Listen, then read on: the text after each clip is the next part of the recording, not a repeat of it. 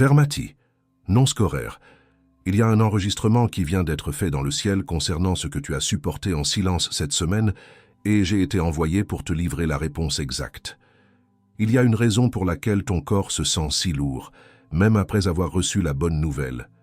Ce poids que tu ressens dans tes épaules, cette fatigue qui ne part pas même après une nuit de sommeil, ce n'est pas normal. C'est le résidu physique d'années de combat spirituel. C'est ton âme qui expire enfin, après avoir retenu son souffle pendant si longtemps, attendant la permission de croire que la victoire était réelle. C'est le poids des regards, de ceux qui souriaient en face de toi mais qui, dans leur cœur, espérèrent que ton jour n'arrive jamais. Et tes décisions. Combien de fois as-tu fait le bon choix, préparé le meilleur projet, donné la meilleure performance, pour voir la porte se fermer à la dernière seconde sans explication logique? Cette promotion qui t'était due, mais qui a été donnée à quelqu'un de plus sûr. Ce contrat qui était pratiquement signé, mais qui s'est évaporé pendant la nuit.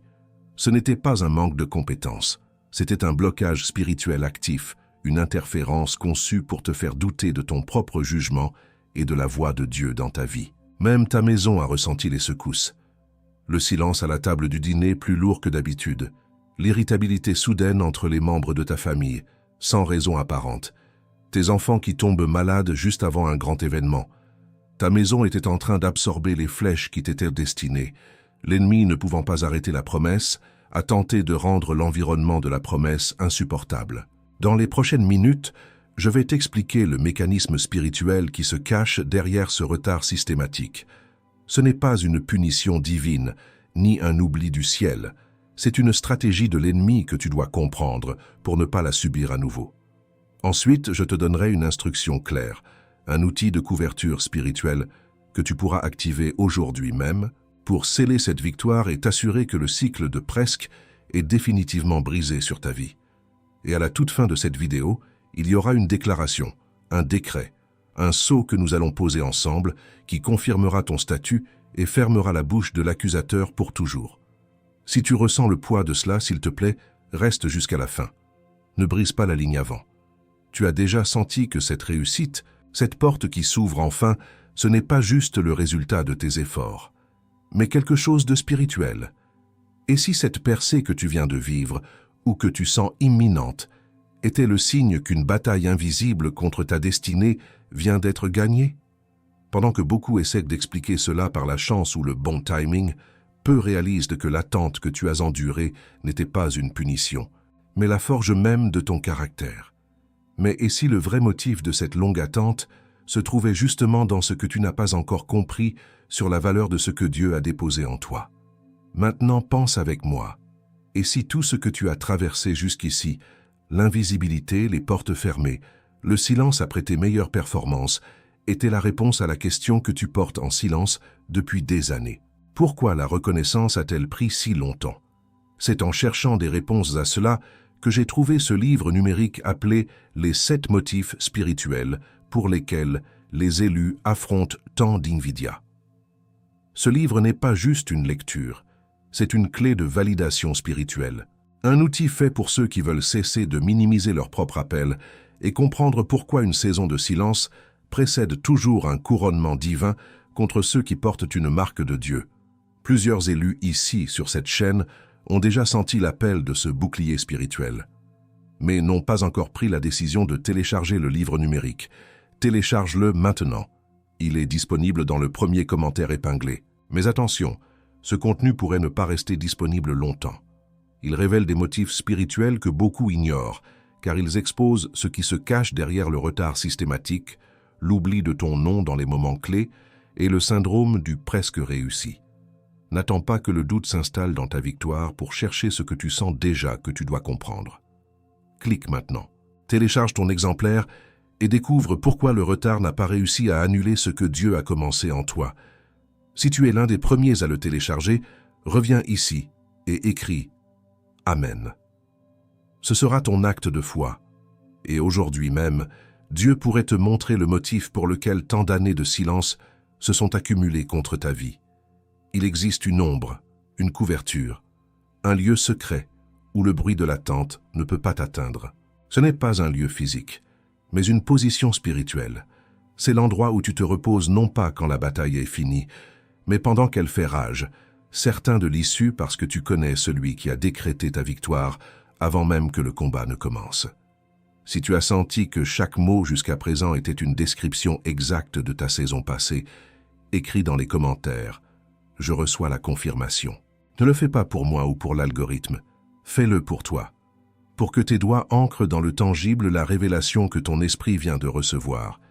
Et sur ce point précis, sur la porte qui s'est finalement ouverte, sur le téléphone qui a enfin sonné pour la bonne raison, sur le projet qui sort de la poussière, il y a un saut de 3 minutes qui s'insère exactement dans cette heure, juste après l'aube de ta reconnaissance, et que je vais te montrer plus loin.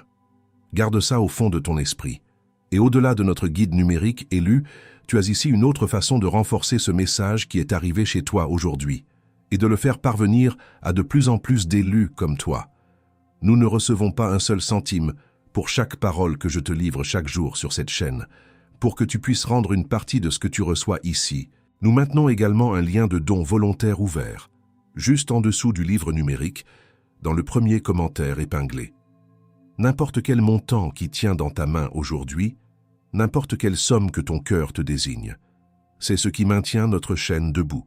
C'est ce qui permet au prochain message d'atteindre une autre personne qui en a besoin, exactement comme tu en as eu besoin.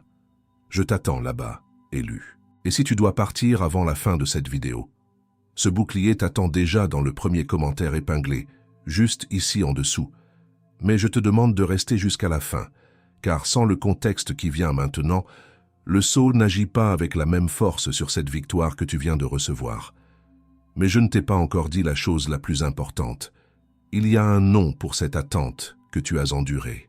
Un nom qui explique le décalage entre la promesse et la réalité. Et ce nom change tout. Maintenant, je vais te demander de faire quelque chose.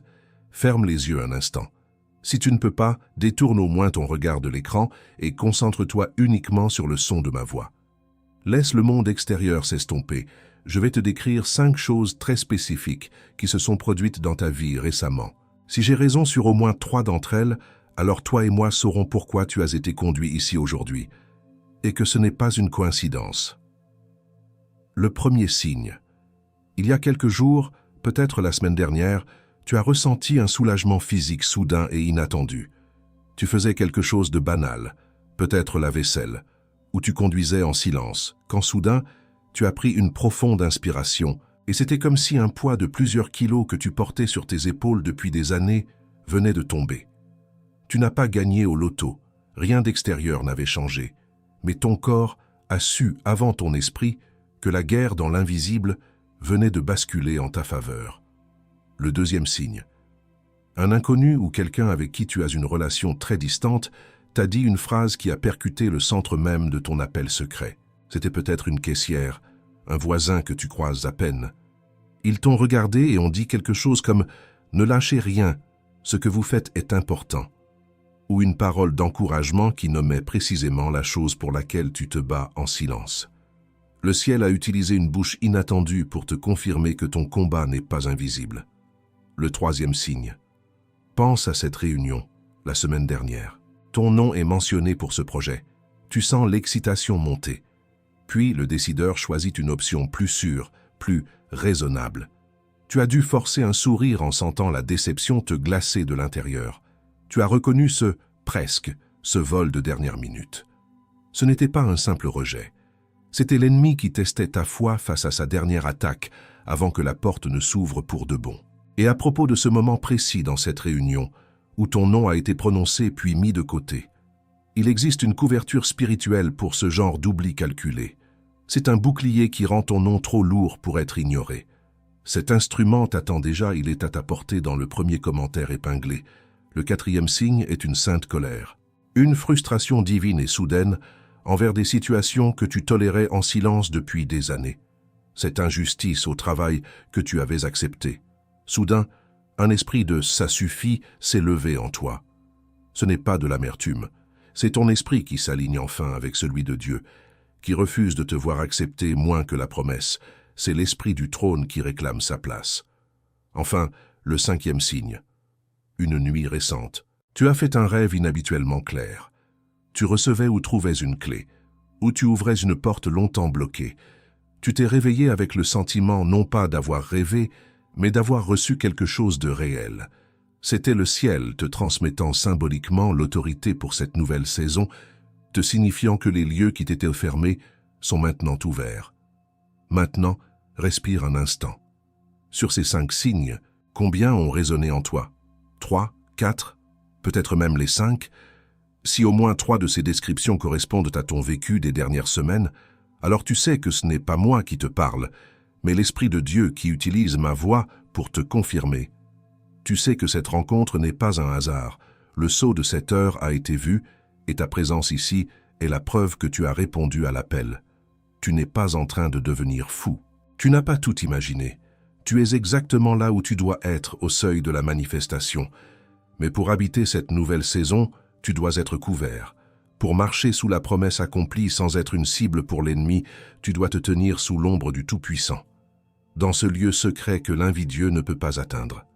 C'est le but de notre conversation aujourd'hui. Si tu as reconnu le son de ta propre histoire dans ces 5 signes, si tu sens la vérité de cette confirmation dans ton esprit, ne laisse pas ce moment passer. Va dans les commentaires maintenant et écris cette déclaration de foi. Le temps est accompli. Ne le fais pas pour moi. Fais-le pour déclarer à l'univers spirituel que tu acceptes le verdict du ciel sur ta vie. Ton acte d'écriture est un sceau sur cette révélation. Mais avant de te montrer l'instrument de couverture qui va blinder ton trône contre le doute et la voix de l'accusateur, je dois nommer ce que tu as traversé. Le bouclier ne fait sens qu'une fois que tu connais le nom de la bataille que tu as gagnée. Il y a une parole en hébreu, un mot ancien qui définit ce rendez-vous divin pour lequel tu as tant attendu et qui recontextualise chaque année de silence. Il existe une parole dans l'hébreu original qui change tout ce que tu pensais savoir sur ton supposé retard. Les signes que tu as reconnus n'étaient pas une coïncidence. Ils étaient une convocation. Le ciel a vu l'heure que tu traverses. Il a vu le sceau de cette nouvelle saison se poser sur toi, et cette rencontre est la réponse. Mais la vérité est que la plupart des élus perdent la bénédiction, non pas avant de la recevoir, mais juste après. Car entre être choisi et être couronné, il y a un intervalle, un vide que l'invidieux connaît mieux que toi. Il se précipite dans cet espace, non pas parce que l'onction a été révoquée, mais parce que l'aube de ta reconnaissance est enfin arrivée, et il n'y avait pas de couverture sur ta victoire. Et je te dis ça parce que je l'ai déjà vu arriver. J'ai vu des élus qui étaient exactement là où tu es maintenant, le nez collé contre la vitre glacée du miroir, regardant le trône qui leur était destiné, mais qui restait désespérément vide. J'ai vu la porte de la promotion qui se ferme au dernier moment devenir la porte d'entrée du palais. J'ai vu le téléphone silencieux, après la présentation qui devait tout changer, se transformer en l'appel qui valide une décennie d'efforts. J'ai vu le projet qui prenait la poussière sur une étagère devenir la pierre angulaire de l'héritage. Et non pas parce qu'il manquait de talent ou de foi, mais parce que l'invidieux était entré dans le décalage entre leur certitude intérieure et la validation extérieure, sans que personne ne s'en aperçoive. Quand j'utilise ce mot « invidieux », ce n'est pas une métaphore. Je nomme l'esprit qui se spécialise à maintenir le trône vide, à recouvrir le sceau divin sous la poussière des années et à murmurer que l'aube n'arrivera jamais. Et tu sais déjà cela. Tu ne lui avais simplement pas encore donné de nom. C'est le poids de cette clé dans ta poche qui use le tissu de tes vêtements, mais qui n'a jamais tourné dans une serrure qui compte, te faisant te demander si la promesse n'était qu'un morceau de métal froid. C'est le silence assourdissant du téléphone sur la table après ta meilleure performance. Un silence qui crie plus fort que n'importe quel applaudissement et qui grave le mot insuffisant sur ton âme. C'est le froid de cette chaise vide à la table des célébrations, une place qui portait ton nom en esprit, mais qui était restée vacante, te forçant à applaudir de loin la réussite des autres. Avant que je ne nomme le bouclier qui transforme tes plans en territoire, amène ton pouce jusqu'au premier commentaire épinglé, juste ici en dessous. Si tu sens le poids de cette parole, quand tu y arriveras, écris. Je prends ma place. C'est en cherchant cette réponse que je suis arrivé à ce livre numérique intitulé « Les 7 motifs spirituels pour lesquels les élus affrontent tant d'invidia ». Ce n'est pas juste un autre livre. C'est un instrument de couverture qui expose la stratégie de l'ennemi pour t'empêcher d'habiter ta propre vie. Il explique pourquoi tu portes la certitude d'un roi, mais que tu vis avec le salaire d'un serviteur, comment l'invisibilité est une stratégie active pour te fatiguer jusqu'à l'abandon, et quel est le seul type d'action qui force le ciel à fermer ce décalage et à manifester ton trône sur la terre. Ce guide expose les mécanismes cachés derrière le téléphone silencieux, la porte fermée et le nom oublié. N'attends pas que l'épuisement de la dernière heure de la nuit te fasse abandonner juste avant l'aube pour chercher ce que tu sens déjà devoir comprendre. Il se trouve dans le premier commentaire épinglé, juste ici dessous. Clique sur le lien, obtiens ton exemplaire et découvre pourquoi le décalage de souveraineté n'a pas l'autorité légale d'arrêter ce que Dieu a décrété pour toi. Et si tu es parmi les premiers à le télécharger, reviens ici et écris dans les commentaires « Amen ». Ton « Amen » est un acte de foi qui déclare que ton temps sur la touche est terminé. Et aujourd'hui même, Dieu pourrait te montrer ce qui était vraiment gardé pour toi pendant tout ce temps d'attente. Ce livre est une forteresse. Son plan directeur vient des Écritures. Celui qui demeure sous l'abri du Très-Haut repose à l'ombre du Tout-Puissant. Cette parole n'est pas de la poésie. C'est le schéma d'une structure spirituelle. C'est une architecture qui rend le trône visible aux yeux de tous, sauf à ceux de l'invidieux. Un élu qui ne connaît pas cette architecture devient un architecte qui meurt avec ses plans, sans jamais avoir posé une seule pierre. Le livre numérique qui se trouve dans le premier commentaire épinglé a été construit sur cette architecture. C'est en comprenant cela que Joseph a survécu non pas à la prison, mais au décalage de 13 ans entre le rêve et le trône. Et l'investissement est symbolique, moins que le café que tu as acheté en attendant cet appel qui n'est jamais venu, moins que le repas que tu as payé pour célébrer la promotion de quelqu'un d'autre, en cachant ta propre déception, moins que l'abonnement que tu renouvelles chaque mois, en espérant y trouver la distraction pour oublier le poids de ta destinée non accomplie. C'était des choix de survie, pas des choix de souveraineté. Et ici, devant quelque chose qui peut changer ton statut pour les 12 prochains mois, tu hésites. Non pas parce que ça vaut moins, mais parce que l'esprit qui a maintenu ce décalage de souveraineté pendant des années sait que ce livre lui donne un nom, et donc une date d'expiration. Cette hésitation a un nom. C'est le même esprit d'invisibilité qui te faisait accepter les portes fermées, mais maintenant déguisé en prudence financière. Ne le laisse pas gagner une fois de plus. Et il y a une garantie de 7 jours. Si tu l'ouvres, le lisses, et que ça ne te sert pas, envoie un email et tu seras remboursé intégralement. Sans question, sans procédure, sans jugement. Il n'y a aucun risque de ton côté. Le seul risque est de rester sans couverture, surtout lorsque ce qui est en jeu, c'est la saison la plus importante de ta vie, celle qui commence juste après la reconnaissance. Le vrai risque est de passer les prochaines 72 heures critiques, où l'ennemi tentera de te convaincre que cette victoire n'était qu'un coup de chance, sans avoir le bouclier pour le contrer. Plusieurs élus sur cette chaîne ont déjà obtenu leur couverture. Comme Marc, un architecte de 62 ans.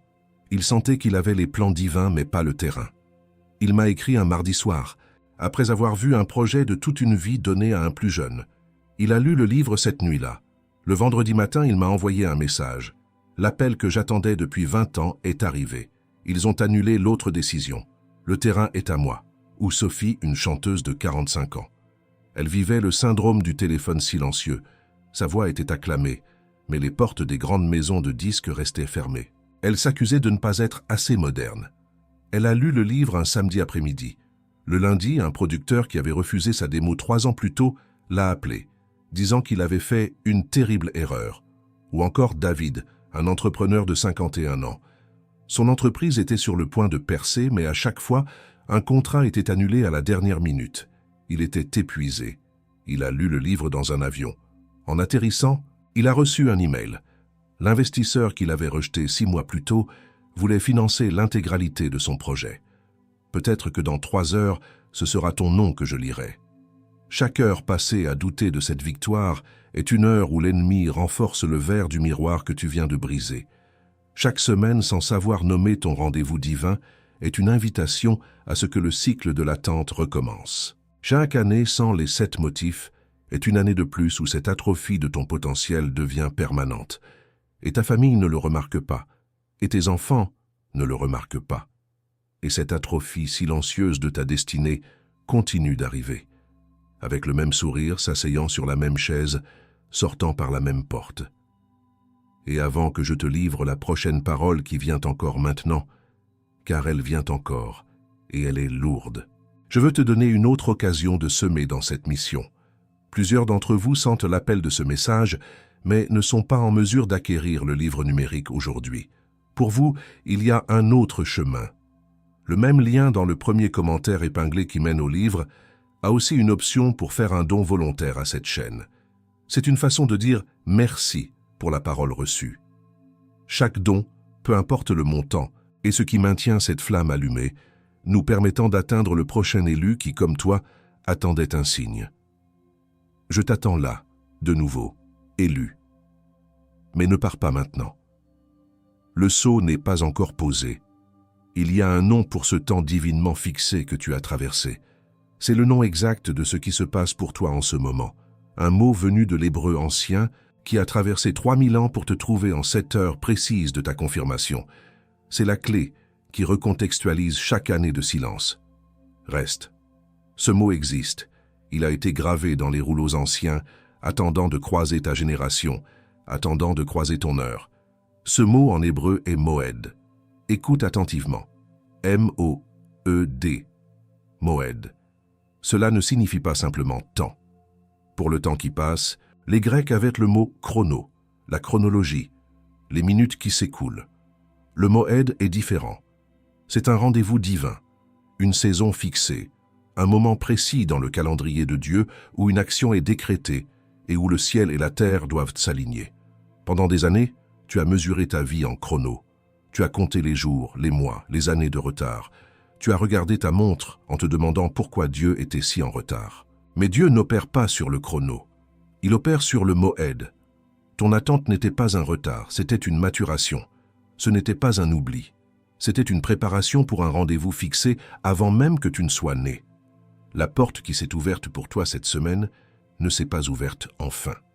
Elle s'est ouverte à l'heure exacte du moed.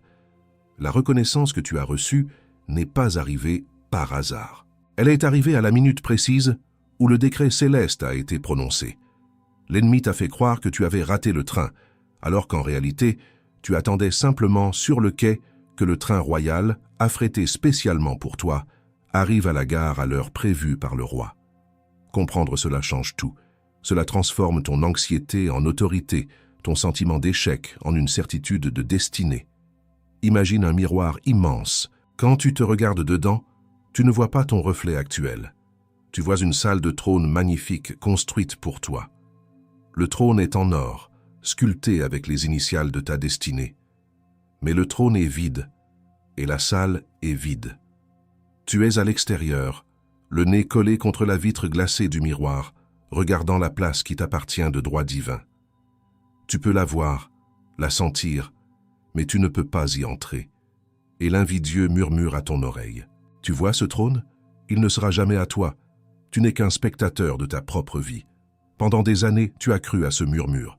Tu as vécu comme un spectateur de ta propre royauté, séparé de ta destinée par une fine couche de verre. Le message d'aujourd'hui ne te donne pas une clé pour cette salle. Il brise le miroir. Parce que tu n'étais pas à l'extérieur en train de regarder. La vérité, c'est que tu étais déjà assis sur le trône, mais avec les yeux fermés. L'ennemi t'avait convaincu que le reflet dans le miroir était la réalité, pour que tu ne réalises jamais le pouvoir que tu avais déjà sous toi. Cette percée que tu as vécue, c'est le son du verre qui se brise. C'est le moment où tu ouvres les yeux et tu réalises où tu as toujours été. L'histoire de ce miroir n'est pas une fable, c'est l'enregistrement d'une vie qui a été vécue il y a des milliers d'années. Joseph a été l'homme le plus envié et finalement le plus élevé de l'Ancien Testament. Et ce n'est pas un titre de livre d'histoire, c'est un enregistrement biblique signé par Dieu lui-même comme un précédent légal pour les élus qui viendraient après lui. Il a reçu la promesse, le rêve de sa destinée, alors qu'il n'était qu'un adolescent. Et immédiatement, le décalage de souveraineté a commencé. Ses propres frères, ceux qui auraient dû protéger son appel, l'ont envié en silence avant de le vendre comme esclave. Ils l'ont jeté dans une citerne, le laissant pour mort, espérant tuer le rêve en tuant le rêveur.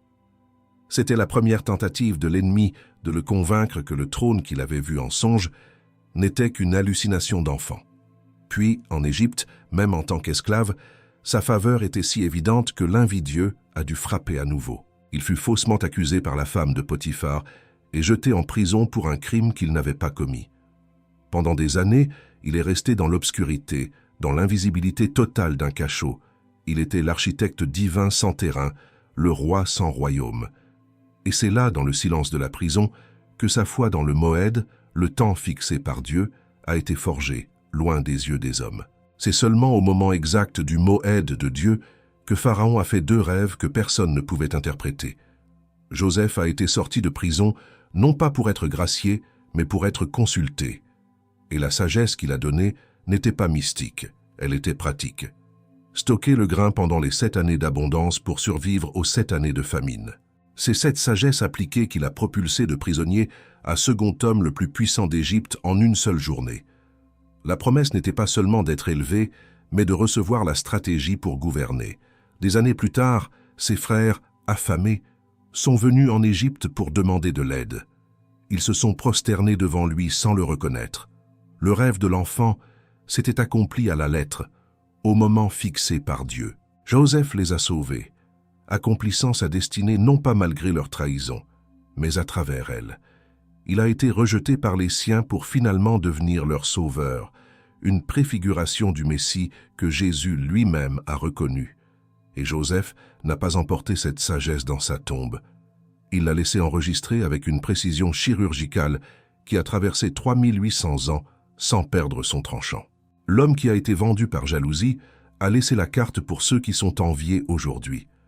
Et cette carte, ce plan directeur pour naviguer le décalage de souveraineté, est exactement ce que tu es sur le point de recevoir sous la forme d'un instrument de couverture. Tu vois, le nom de ton rendez-vous, Moed, et l'histoire de Joseph ne sont pas juste des informations. Ce sont les 2 premières clés pour te maintenir sous l'abri du Très-Haut, pour transformer l'ombre de la tente en l'ombre protectrice du Tout-Puissant. C'est la fondation sur laquelle ton trône sera sécurisé. Mais connaître le plan ne suffit pas. Tu dois avoir les murs de la forteresse. Le nom de ton rendez-vous divin n'est que la première couche de la révélation. La vérité la plus profonde est encore à venir, et elle porte ton nom. Laisse-moi m'arrêter 1 minute entière et mettre tout ce que tu viens d'entendre en mots simples. Sans poésie, sans métaphore, juste les faits. Premièrement, ton attente n'était pas un retard, c'était une maturation pour un rendez-vous divin appelé Moed. Deuxièmement, le trône que tu voyais vide dans le miroir était le tien, et tu étais déjà assis dessus, les yeux fermés par l'ennemi. Troisièmement, la vie de Joseph n'est pas une histoire pour enfants. C'est un précédent juridique pour toi, montrant comment le ciel transforme la jalousie des hommes en carburant pour la destinée. Et voici qui tu es, au milieu de tout cela. Tu es le souverain, assis, qui se croyait spectateur. Tu es l'héritier qui pensait être un orphelin, regardant sa propre maison de l'extérieur. Tu es la réponse à une prière que tes ancêtres ont faite, et le ciel ne peut plus attendre que tu prennes conscience de ton propre poids spirituel. Maintenant, ce qui suit est crucial. Pour rester sur ce trône, tu dois comprendre les 3 identités que l'ennemi a essayé de t'attribuer pendant ton décalage de souveraineté. Nommer ces masques, c'est leur enlever leur pouvoir pour toujours. Le premier masque qu'on a essayé de te faire porter est celui du porteur de promesses. C'est l'élu qui a reçu une parole de Dieu, une vision claire de sa destinée. Il porte cette promesse comme un trésor, la protégeant des doutes et du cynisme du monde. C'est l'identité la plus pure, celle de ta jeunesse spirituelle, quand le rêve était intact et l'appel assourdissant. Mais être un porteur de promesses sans manifestation tangible est une torture. L'ennemi le sait.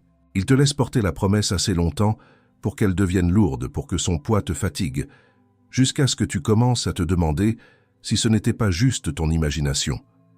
Il transforme la promesse d'une couronne en une chaîne, espérant que tu la laisseras tomber de toi-même par épuisement. Le deuxième masque est celui de l'architecte sans terrain. C'est l'étape suivante de l'usure. Tu as les plans divins, des stratégies célestes, des solutions pour ta famille, ton entreprise, ton ministère. Tu vois clairement comment construire la cathédrale. Mais à chaque fois que tu essaies de poser la première pierre, le sol se dérobe sous tes pieds. Spirituellement, cela signifie que l'ennemi t'a accordé la vision mais t'a refusé la juridiction. Il te maintient dans un état de frustration créative, où ton potentiel est visible pour toi, mais irréalisable dans le monde matériel. Il te transforme en un génie dont les plans magnifiques prennent la poussière, te faisant croire que tu es un théoricien, pas un bâtisseur. C'est l'attaque la plus subtile contre la masculinité spirituelle de l'appel. Le troisième masque, le plus dangereux, est celui du spectateur du trône. C'est le résultat final si les deux premières stratégies fonctionnent. Après des années à porter une promesse non accomplie et à détenir des plans sans terrain, l'élu finit par accepter une place dans le public de sa propre vie. Il regarde les autres être promus, célébrés, reconnus, et il devient un expert pour applaudir, pour dire un jour peut-être. C'est l'anesthésie de l'âme. L'ennemi a réussi à te convaincre que le miroir était la réalité, que ta place était de regarder, pas de régner. C'est ici que la plupart des élus abdiquent sans même s'en rendre compte, échangeant leur sceptre contre un ticket pour assister au couronnement des autres. Briser ce mensonge est la première étape pour reprendre ton autorité. Si tu as reconnu dans ces masques les déguisements que l'ennemi a utilisés contre toi, si tu as senti le poids de ces fausses identités tomber de tes épaules, va dans les commentaires et écris. Je ne suis aucun de ces trois-là. Je suis le souverain du trône. C'est une déclaration de guerre contre l'usurpateur.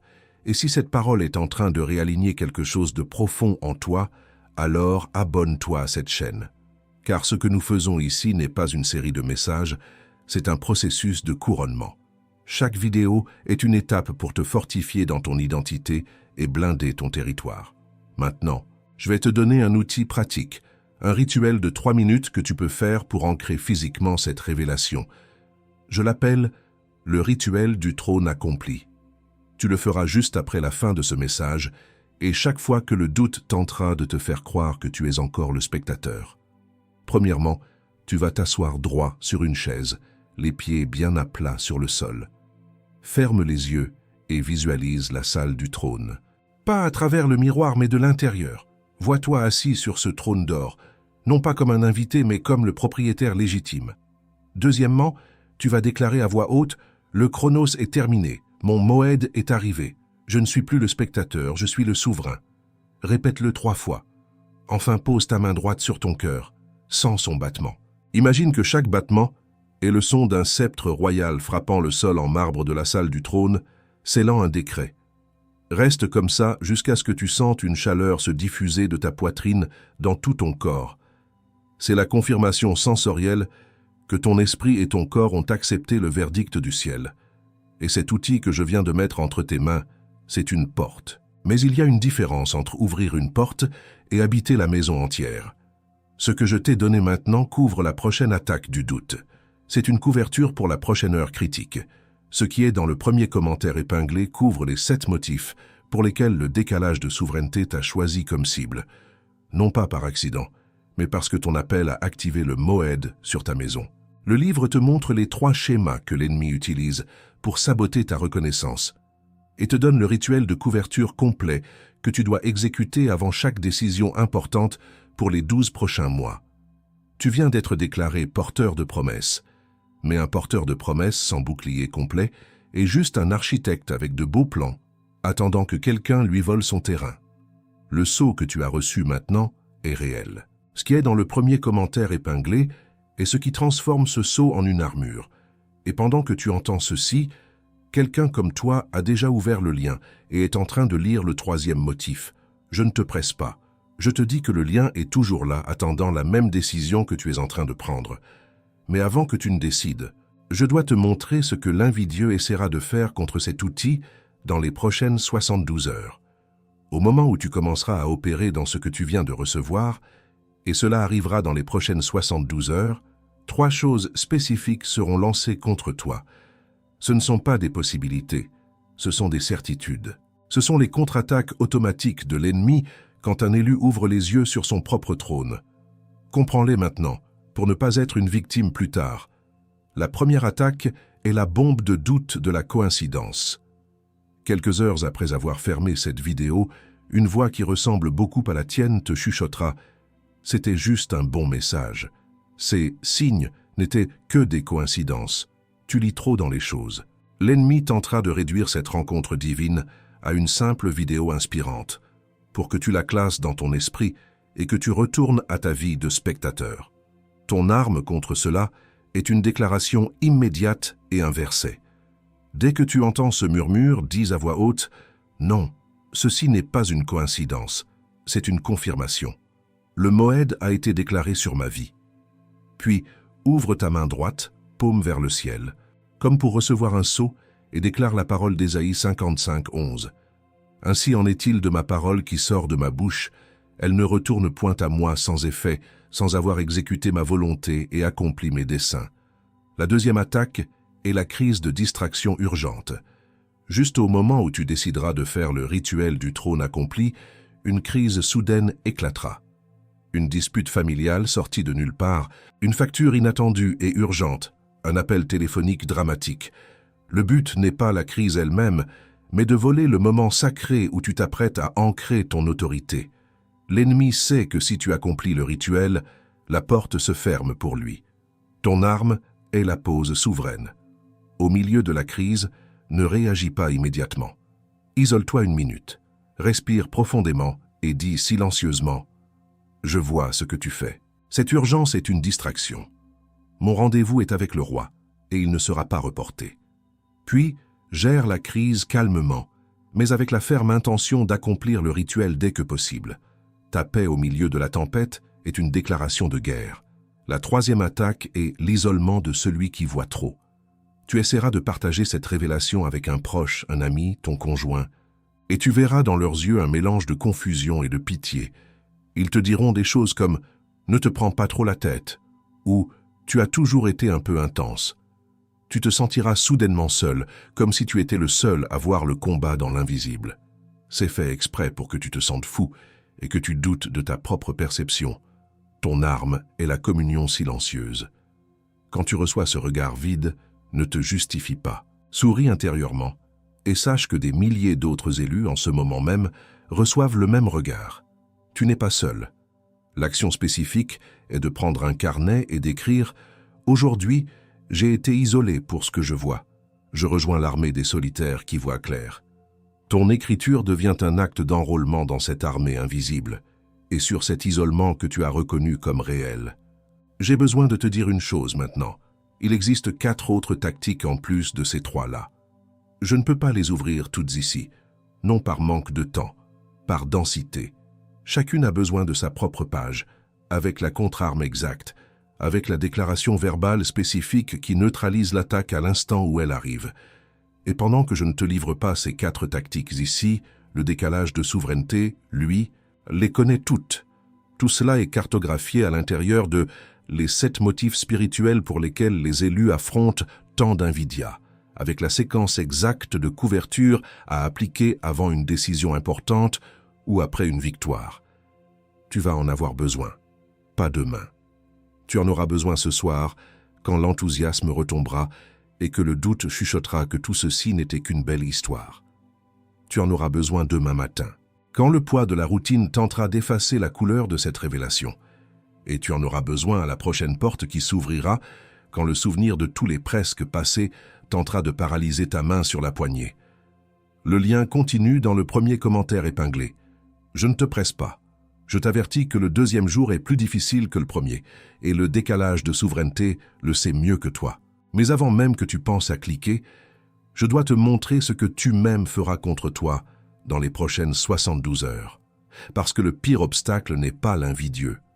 C'est la voix que tu confonds avec la tienne. L'obstacle le plus puissant que tu vas affronter s'appelle la peur de paraître ingrat. C'est une voix douce et raisonnable. Elle te dira « Regarde tout ce que Dieu t'a déjà donné. Une famille, un toit, la santé. N'est-ce pas être ingrat de vouloir plus? Ne devrais-tu pas simplement être reconnaissant et te contenter de cela ?» Cette voix est l'arme la plus efficace de l'ennemi, car elle utilise le langage de la piété pour assassiner l'ambition divine. Mais ce n'est pas de la gratitude, c'est une anesthésie spirituelle. La vraie gratitude n'est pas de se contenter de ce que tu as. C'est d'honorer celui qui te l'a donné en poursuivant la pleine mesure de sa promesse pour ta vie. Se contenter de moins, c'est insulter le potentiel qu'il a déposé en toi. C'est dire à Dieu « Ta vision pour moi était trop grande, je préfère rester ici où c'est plus sûr. » Ta défense contre cette voix est un recadrage verbal immédiat. Dès que tu l'entends, réponds à voix haute. Ma gratitude pour ce que j'ai est le carburant pour poursuivre ce qui a été promis. Je suis reconnaissant pour le camp de base, mais je refuse de camper là où Dieu m'a seulement permis de passer. Ma gratitude honore Dieu en marchant vers le trône, pas en m'asseyant sur le parvis. Et il y a une dernière chose, celle qui m'inquiète le plus, que je vais faire avec toi avant que ce message ne se termine. Maintenant, je te demande de changer de posture. Où que tu sois, si tu peux, ferme les yeux. Si tu conduis, garde-les ouverts, mais concentre toute ton attention auditive sur ma voix. Place ta main droite sur ton cœur, sens sa chaleur contre ta poitrine. Ce n'est pas un geste symbolique, c'est un point de contact. Tu es sur le point de donner à ton corps la permission de recevoir ce que ton esprit a déjà accepté. Prends une profonde inspiration, la plus profonde que tu aies prise de toute la journée. Retiens-la une seconde, et maintenant expire lentement, en imaginant que tu expulses des années de silence, de frustration et de déception.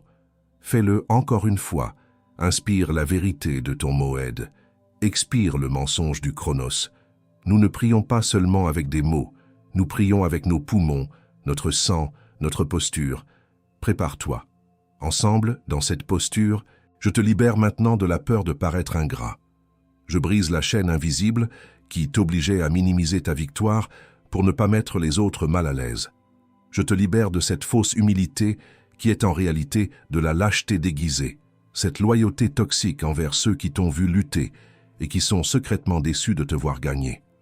À partir d'aujourd'hui, ta gratitude s'exprimera par l'expansion, pas par la réduction. Je te libère de la honte de ce que tu as ressenti, la honte de l'envie que tu as pu éprouver face au succès des autres, sans comprendre que c'était ton propre appel qui criait de l'intérieur.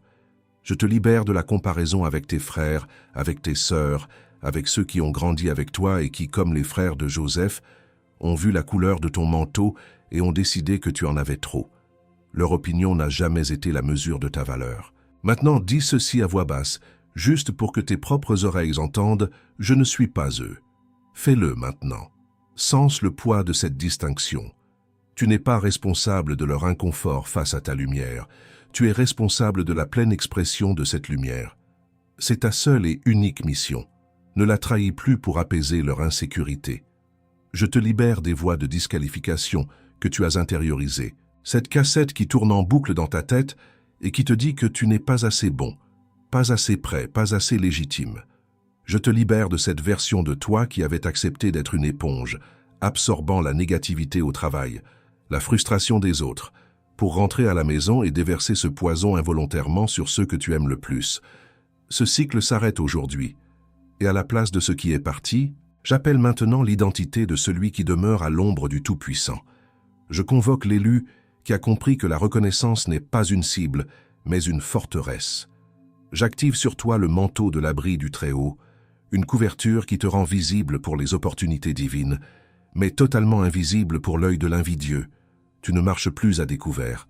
Tu avances sous protection souveraine. Je convoque maintenant le gardien de la maison, le veilleur sur la muraille de ta famille. J'active en toi l'autorité pour intercepter les flèches de distraction, pour calmer les tempêtes artificielles créées pour voler ta paix. Ta maison n'est plus un champ de bataille secondaire. Elle devient un sanctuaire, un lieu où la présence de Dieu est si dense que le doute et la division ne peuvent y respirer. Tu es la porte de cette maison et tu décides qui entre. Enfin, je convoque l'intendant de la promesse, le fournisseur de ceux-là même qui t'ont vendu. J'active la sagesse de Joseph en toi, non pas pour te venger, mais pour gérer la bénédiction avec une telle excellence que tu deviendras la source pour tes anciens oppresseurs. Ta promotion n'est pas seulement pour toi. C'est pour prouver que la main de Dieu peut transformer une citerne en palais et des frères envieux en nations dépendantes. Le miroir est maintenant en 1000 morceaux à tes pieds. Il n'y a plus de reflet. Il n'y a que la réalité du trône sur lequel tu es assis. Le Moed n'est plus un concept, c'est l'air que tu respires.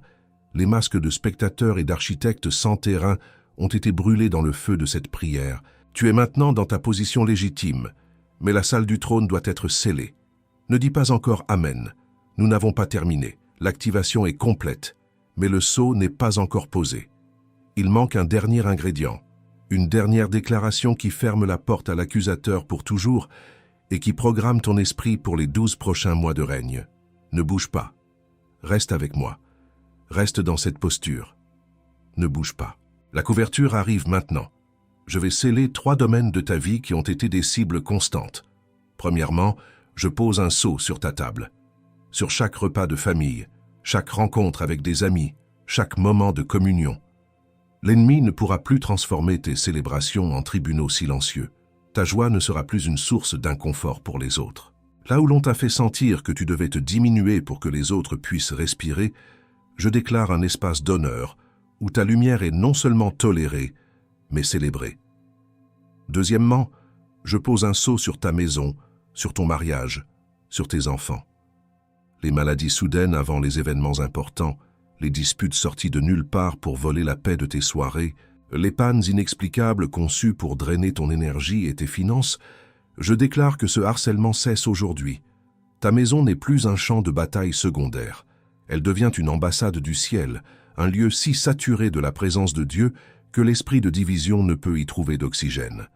Tes enfants dorment sous la protection de l'Éternel. Troisièmement, je pose un sceau sur ton travail, sur tes projets, sur les portes qui viennent de s'ouvrir. Le cycle du presque est brisé. L'oubli de ton nom dans les réunions stratégiques est terminé. Le vol de tes idées par des supérieurs moins compétents est terminé.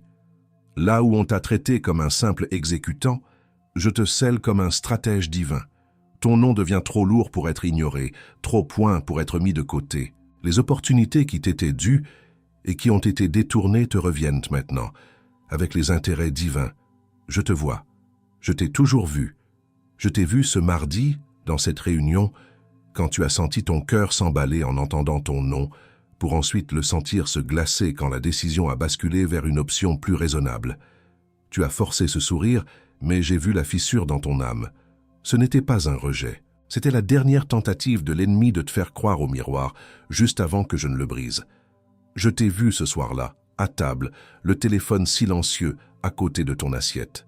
Tu as donné ta meilleure performance, tu as livré ton meilleur projet, et le silence qui a suivi était une accusation plus bruyante que n'importe quelle critique. Tu t'es demandé « Qu'est-ce que j'ai fait de mal ?» Je te réponds aujourd'hui « Rien. Tu as seulement brillé trop fort dans un monde qui préfère la pénombre. » Ce silence n'était pas un verdict, c'était la peur de l'ennemi face à ta montée en puissance. Je t'ai vu il y a des années, jeune et plein de feu, recevant cette promesse dans le secret de ta chambre. Tu avais des plans pour bâtir une cathédrale pour ma gloire. Et puis la vie est arrivée. Les portes se sont fermées. Les gens t'ont déçu. Tu as rangé ces plans, les recouvrant de la poussière de la vie réelle. Tu as cru que j'avais oublié. Je n'ai pas oublié. Je laissais simplement le terrain se préparer. La poussière n'était pas un signe d'oubli, mais de maturation. Je te vois maintenant, lisant ou écoutant ceci, le cœur battant, luttant contre les larmes parce que pour la première fois, quelqu'un met des mots sur la guerre invisible que tu mènes depuis des décennies. Tu te demandes si tu peux oser y croire. Si ce n'est pas juste une autre déception. Je te le dis, mon élu, mon choisi, l'heure du miroir est terminée. L'heure du trône a commencé. Ceci n'est pas une promesse, c'est un rapport de situation. C'est pourquoi maintenant, toi et moi, nous déclarons « Je te vois assis sur ton trône, je te vois prendre le sceptre de l'autorité, je te vois regarder tes anciens tourments et leur donner de nouveaux noms. Formation, préparation ta forge, ce qui était une cicatrice devient un grade. Ce qui était une honte devient un témoignage. Le décalage de souveraineté n'était pas un bug dans ton histoire, c'était la caractéristique principale qui prouvait l'authenticité de ton appel. Nous brisons la bombe de doute, c'est juste une coïncidence avant même qu'elle n'arrive. Nous démontons la crise de distraction urgente avant qu'elle ne soit lancée contre ton rituel. Nous dissolvons l'isolement de celui qui voit trop avant qu'il ne forme un mur autour de cette maison. Va maintenant et règne. Va maintenant et règne. Va maintenant et règne. Reste dans ce silence sacré un instant de plus. Le sceau est posé, le décret a été lu, la cour céleste a enregistré. Je t'ai vu vérifier ton téléphone à minuit, après avoir tout donné. N'ouvre pas encore les yeux. Ce qui a été scellé ici maintenant va être testé dans la prochaine heure critique avant l'aube, quand le silence de la nuit tentera de te convaincre que rien n'a changé. L'invidieux n'accepte pas sans combat, ce qui vient d'être décrété sur toi. Et celui qui est commissionné sans couverture marche en terrain découvert. L'onction a été confirmée dans le ciel. Maintenant, elle doit survivre à la prochaine heure critique avant l'aube.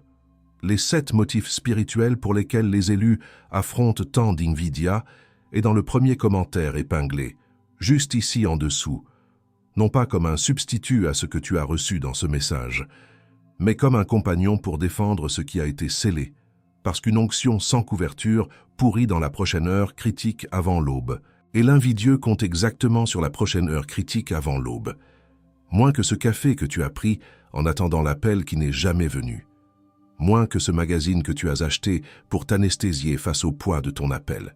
Avec une garantie de 7 jours, le risque est à nous, la main est à toi. Clique maintenant pendant que le décret est encore vivant dans ta poitrine.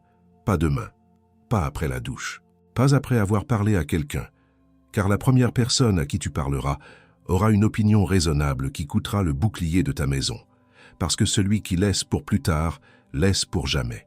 Et l'invidieux le sait déjà. Il a compté sur le plus tard quand tu as reçu le dernier message qui t'a transformé. Et celui d'avant, et celui d'encore avant. Celui-ci ne sera pas un autre. Cette voix qui murmure maintenant, c'est trop spirituel. Je vais attendre un signe plus clair. Je dois d'abord en parler à mon conjoint. Ce n'est pas le bon moment financièrement. Et si ça ne marche pas pour moi, cette voix n'est pas la tienne. Elle sonne comme la tienne. Elle utilise ton vocabulaire, elle connaît tes excuses. Mais c'est la voix de celui qui a perdu aujourd'hui au tribunal du ciel et qui tente de récupérer du terrain avant ta prochaine heure critique, avant l'aube. Chaque seconde que cette voix gagne est une seconde où le décret perd de sa température. Clique avant que l'invidieux ne parle plus fort que le décret qui vient d'être scellé au-dessus de ta tête. La décision t'appartient. Mais que tu cliques ou non, comprends ceci. Tu n'es plus le même. Et la prochaine étape de ton voyage est de savoir comment rester sur le trône quand l'ennemi envoie ses assassins les plus subtils. C'est le sujet de la prochaine transmission. Clique sur la vidéo qui apparaît sur ton écran maintenant. Et dans cette même vidéo élue, avant que je ne scelle cette heure avec toi, il existe une autre manière pour toi de sceller une alliance avec cette parole qui t'est parvenue aujourd'hui. Pour beaucoup d'entre vous, le livre numérique est le chemin. Mais pour d'autres, l'appel est différent. C'est un appel à soutenir la mission directement. C'est pourquoi, à côté du lien pour le livre, il y a une option pour faire un don volontaire à ce ministère. Chaque don, quel qu'en soit le montant, est ce qui nous permet de maintenir cette flamme allumée, d'atteindre le prochain élu qui est dans le noir, attendant un signe. Exactement comme tu l'étais. Ce fut ma dernière demande. Je t'attends là, élu. Si tu es toujours là, c'est que tu as compris que cette heure est sacrée. Alors, dans les commentaires, juste en dessous, je veux que tu signes cet acte prophétique de ton propre nom.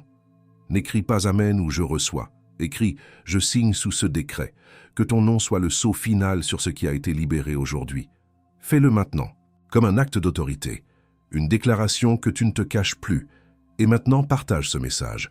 Pense à une personne, une seule, quelqu'un qui a besoin exactement du même bouclier que tu as reçu ici aujourd'hui, quelqu'un qui se sent comme un spectateur de sa propre vie, le nez collé contre le miroir d'une promesse qui ne se matérialise jamais. Envoie-lui ce message maintenant. Et s'il veut aller plus loin, le lien pour les 7 motifs spirituels se trouve dans le premier commentaire épinglé, attendant de la même manière qu'il t'a attendu. Ce n'est pas une faveur de ta part, c'est un service. Et le ciel voit. C'est fait. Ce qui a été livré ici a été livré. Tu n'es pas la même personne que lorsque tu as appuyé sur Play. Sans cette gravité un instant de plus, la prochaine heure critique avant l'aube peut attendre encore 10 secondes.